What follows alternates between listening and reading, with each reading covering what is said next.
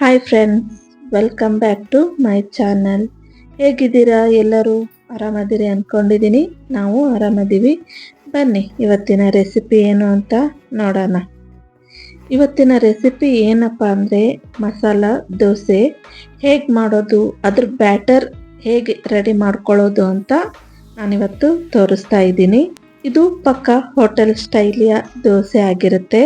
ನಾನು ಮಾಡೋ ಈ ಮಸಾಲ ದೋಸೆ ನಿಮಗೆಲ್ಲ ಇಷ್ಟ ಆಗುತ್ತೆ ಅಂತ ಅಂದ್ಕೊಳ್ತೀನಿ. ಬನ್ನಿ ಹೇಗೆ ಮಾಡೋದು ಅಂತ ನೋಡೋಣ. ಮೊದಲಿಗೆ ನಾನಿಲ್ಲಿ ಅಕ್ಕಿನ ನೆನೆಸ್ಕೊಳ್ತಿದ್ದೀನಿ. ರೇಷನ್ ಅಕ್ಕಿ 2 ಗ್ಲಾಸ್ ತೊಗೊಂಡಿರೋದು. 2 ಗ್ಲಾಸ್ ಅಕ್ಕಿಗೆ ಅರ್ಧ ಗ್ಲಾಸ್ ಉದ್ದಿನ ಬೇಳೆ ಹಾಕ್ಕೊಳ್ತಿದ್ದೀನಿ. ಹಾಗೆಯೇ 1/4 ಗ್ಲಾಸ್ ಹೆಸರು ಬೇಳೆ, 1/4 ಗ್ಲಾಸ್ ಕಡಲೆಬೇಳೆ, 1 ಸ್ಪೂನಷ್ಟು ಮೆಂತ್ಯ ಕಾಳು. ಇವನ್ನೆಲ್ಲಾನು 2 ರಿಂದ 3 ಸಾರಿ ಕ್ಲೀನಾಗಿ ತೊಳ್ಕೊಂಡು ಇವನ್ನ 5 ರಿಂದ 6 ಗಂಟೆಗಳ ಕಾಲ ನೆನೆಸ್ಕೋಬೇಕು. ಈ ಅಕ್ಕಿನ ಏನು ನೆನೆಸ್ತಿರ್ತೀರಲ್ಲ, ಅದ್ರ ಜೊತೆಗೇನೆ 1/4 ಲೋಟದಷ್ಟು ದಪ್ಪಗಿರೋ ಅವಲಕ್ಕಿನ ಹಾಕ್ಕೊಂಡು ನೆನೆಸ್ಕೋಬೇಕು. ದಪ್ಪ ಅವಲಕ್ಕಿ ಆದರೆ ಅಕ್ಕಿ ಜೊತೆಗೇನೆ ನೆನೆಸ್ಕೊಳ್ಳಿ. ಪೇಪರ್ ಅವಲಕ್ಕಿ ಹಾಕ್ತೀನಿ ಅನ್ನೋದಾದರೆ ನೀವೇನು ರುಬ್ತಿರ್ತೀರಲ್ಲ ಆವಾಗ್ಲೂ ಹಾಕ್ಕೋಬೋದು. ಅಥವಾ ನೀವು ಚುಮ್ಮರಿ ಮಂಡಕ್ಕಿ ಅಂತಾರಲ್ಲ ಅವನ್ನ ಹಾಕ್ಕೊಳ್ತೀನಿ ಅನ್ನೋದಾದರೆ ನೀವು ರುಬ್ಬುವಾಗಲೇ ನೆನೆಸ್ಕೋಬೋದು. ನೋಡಿ, 6 ಗಂಟೆಗಳ ಕಾಲ ನಾನು ಅಕ್ಕಿ ನೆನೆಸ್ಕೊಂಡಿದ್ದು. ಚೆನ್ನಾಗಿ ನೆಂದಿದೆ ಅಕ್ಕಿ, ಬೇಳೆ, ಅವಲಕ್ಕಿ. ಅಕ್ಕಿ ಜೊತೆಗೇನೆ ಅವಲಕ್ಕಿ ಯಾಕೆ ಹಾಕಬೇಕು ಅನ್ನೋದಾದರೆ, ದಪ್ಪ ಅವಲಕ್ಕಿ ಆದರೆ ಬೇಗ ನೆನೆಯೋದಿಲ್ಲ. ಅದು ರುಬ್ಬುವಾಗ ತರಿತರಿಯಾಗಿ ಹಾಗೆ ಇರುತ್ತೆ. ನೀವು ಎಷ್ಟೇ ನೆನೆಸಿದ್ರೂ ಕೂಡ ನನಗೆ ಹಾಗೆ ಆಗಿರೋದು. ಹಾಗಾಗಿ ನಾನು ಅಕ್ಕಿ ಜೊತೆಗೇನೆ ದಪ್ಪ ಅವಲಕ್ಕಿ ಆದರೆ ನೆನೆಸಿಟ್ಕೊಳ್ತೀನಿ. ಇವಾಗ ಇದನ್ನು ಕ್ಲೀನಾಗಿ ನೀರೆಲ್ಲ ಸೋಸಿ ರುಬ್ಕೊಂಡು ತೊಗೊಂಡು ಬರ್ತೀನಿ.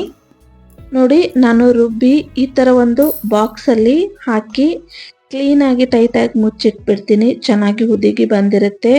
ಆಮೇಲೆ ನಾನು ಹಿಟ್ಟು ರುಬ್ಬಿದ ಮೇಲೆ ಉಪ್ಪಾಗಲಿ ಏನಾಗಲಿ ಹಾಕೋದಿಲ್ಲ. ನೋಡಿ, ಬೆಳಗ್ಗೆ ನೋಡಿದಾಗ ಈ ಥರ ಚೆನ್ನಾಗಿ ಹಿಟ್ಟು ಹುದುಗಿ ಬಂದಿರುತ್ತೆ. ನಾನು ಉಪ್ಪಾಗಲಿ ಸೋಡಾ ಆಗಲಿ ರಾತ್ರಿ ಏನೂ ಹಾಕಿರಲಿಲ್ಲ. ಆದ್ರೂ ಇಷ್ಟು ಚೆನ್ನಾಗಿ ಹುದುಗಿ ಬಂದಿದೆ.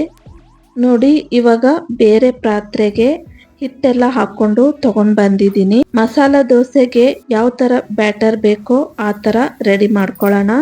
ನಾನಿಲ್ಲಿ 1 ಸ್ಪೂನ್ ಸಕ್ಕರೆ ಹಾಕ್ಕೊಳ್ತಾ ಇದ್ದೀನಿ. ಸಕ್ಕರೆ ಯಾಕೆ ಹಾಕ್ಕೊಳ್ತಿದ್ದೀನಿ ಅಂದರೆ, ಹೋಟೆಲಲ್ಲಿ ಎಷ್ಟು ಚೆನ್ನಾಗಿ ಕಲರ್ ಬಂದಿರುತ್ತಲ್ಲ ಆ ಥರ ಕಲರ್ ಬರಲಿ ಅಂತೇಳಿ ಸಕ್ಕರೆ ಹಾಕ್ಕೊಳ್ತಿದ್ದೀನಿ. ರುಚಿಗೆ ತಕ್ಕಷ್ಟು ಉಪ್ಪನ್ನ ಹಾಕ್ಕೊಳ್ತಿದ್ದೀನಿ. ಒಂದೇ ಒಂದು ಚಿಟಿಕೆಯಷ್ಟು ಸೋಡಾನ ಹಾಕ್ಕೊಳ್ತಿದ್ದೀನಿ. 1 ಚಿಟಿಕೆ ಹಾಕ್ಕೊಂಡ್ರೆ ಏನೂ ಆಗಲ್ಲ. ದೋಸೆ ಸಾಫ್ಟಾಗಿ ಚೆನ್ನಾಗಿ ಬಂದಿರಲಿ ಅಂತೇಳಿ 1 ಚಿಟಿಕೆಯಷ್ಟು ಸೋಡಾ ಹಾಕ್ಕೊಳ್ತೀನಿ. ಬೇಡ ಅನ್ನೋರು ಸ್ಕಿಪ್ ಮಾಡ್ಕೋಬೋದು. ಇವಾಗ ಎಲ್ಲನೂ ಕ್ಲೀನಾಗಿ ಮಿಕ್ಸ್ ಮಾಡ್ಕೋಬೇಕು. ನೋಡಿ, ಈ ಥರ ಬ್ಯಾಟರ್ ರೆಡಿ ಇರಬೇಕು. ಈ ಥರ ತಿಕ್ಕಾಗೆ ಇರಬೇಕು ಮಸಾಲ ದೋಸೆಗೆ, ಅಂದರೆ ಗರಿಗರಿಯಾಗಿ ಚೆನ್ನಾಗಿ ದೋಸೆ ಬರುತ್ತೆ. ಇವಾಗ ದೋಸೆ ಮಾಡೋಣ. ನಾನಿಲ್ಲಿ ದೋಸೆ ಹಂಚನ್ನ ಕಾಯೋಕ್ಕೆ ಇಟ್ಕೊಂಡಿದ್ದೀನಿ. ದೋಸೆ ತವ ಬಿಸಿಯಾಗಿದೆ. ಇವಾಗ ದೋಸೆನ ಹಾಕೋಣ. ನೋಡಿ, ಈ ಥರ ತಳ್ಳಗೆ ದೋಸೆ ಹಾಕ್ಕೊಂಡಿದ್ದೀನಿ. ಮಸಾಲೆ ದೋಸೆಗೆ ಹೋಟೆಲಲ್ಲೆಲ್ಲ ರೆಡ್ ಚಟ್ನಿ ಹಾಕಿ ಹಚ್ಚಿರ್ತಾರಲ್ಲ, ಅದನ್ನು ನಾನಿಲ್ಲಿ ಮನೆಯಲ್ಲೇ ನಾನೇ ಪ್ರಿಪೇರ್ ಮಾಡ್ಕೊಂಡಿರೋದು. ಈ ರೆಸಿಪಿ ನಿಮಗೆ ಬೇಕು ಅಂದರೆ ಕಮೆಂಟ್ ಬಾಕ್ಸಲ್ಲಿ ಕಮೆಂಟ್ ಮಾಡಿ. ಈ ರೆಸಿಪಿನೂ ನಾನು ನಿಮ್ಮ ಜೊತೆ ಶೇರ್ ಮಾಡ್ತೀನಿ. ಆ ಚಟ್ನಿನ ಚೆನ್ನಾಗಿ ದೋಸೆಗೆ ಅಪ್ಲೈ ಮಾಡ್ಕೋಬೇಕು. ಚಟ್ನಿ ಎಲ್ಲ ಚೆನ್ನಾಗಿ ಸುತ್ತಲಕ್ಕೂ ಹಚ್ಕೊಂಡಾದ್ಮೇಲೆ ತುಪ್ಪ ಬೇಕಿದ್ರೆ ತುಪ್ಪ ಹಾಕ್ಕೊಳ್ಳಿ, ಬೆಣ್ಣೆ ಬೇಕಿದ್ರೆ ಬೆಣ್ಣೆ ಹಾಕ್ಕೊಳ್ಳಿ, ಇಲ್ಲಾಂದರೆ ಎಣ್ಣೆನೂ ಹಾಕ್ಕೋಬೋದು. ನಾನಿಲ್ಲಿ ತುಪ್ಪ ಹಾಕ್ಕೊಳ್ತಾ ಇದ್ದೀನಿ. ನೋಡಿ, ದೋಸೆ ಚೆನ್ನಾಗಿ ಬೆಂದಿದೆ. ಇವಾಗ ಅದ್ರ ಜೊತೆಗೆ ಆಲೂಗಡ್ಡೆ ಪಲ್ಯನ ಹಾಕ್ಕೊಳ್ತಾ ಇದ್ದೀನಿ. ಇವಾಗ ದೋಸೆ ತೆಗಿತಾ ಇದ್ದೀನಿ. ಹೋಟೆಲಲ್ಲಿ ಹೆಂಗಿರುತ್ತೋ ಹಾಗೆ ಇದೆ ಅಲ್ವಾ ದೋಸೆ.